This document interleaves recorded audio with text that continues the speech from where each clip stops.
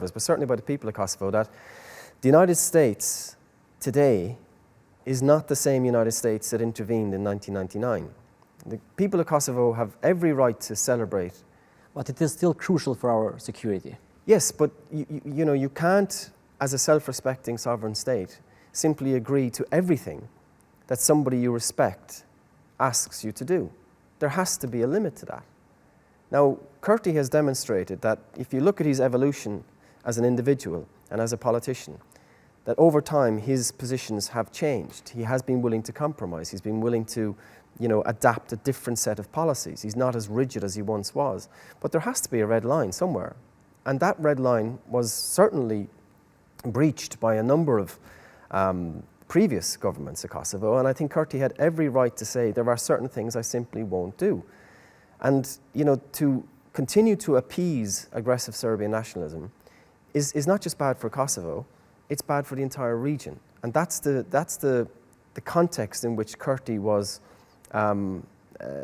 involved in these kind of hostile interactions with the international community. Somebody can say to me, he should have signed this particular agreement because Kosovo would have benefited in the following ways. I'd like to hear it. But all you tend to hear from people in Kosovo, and all these people that make the claim that Kurti has jeopardized Kosovo's future and all that kind of stuff, all they ever say is, well, we love America and we have to do what America says. That's a recipe for disaster. No self-respecting state in the world would simply do what whatever their ally tells them to do, because your ally's interests may well change, and America's interests have changed. The EU's interests have changed. There's so many people internationally can demonstrate that the United States and the EU have spent the last 10 years, if not longer, appeasing Vučić, and that's been a disaster for Serbia internally, in terms of it enabling him to capture the Serbian state, engage in corruption and violence and all the terrible things that he's doing domestically.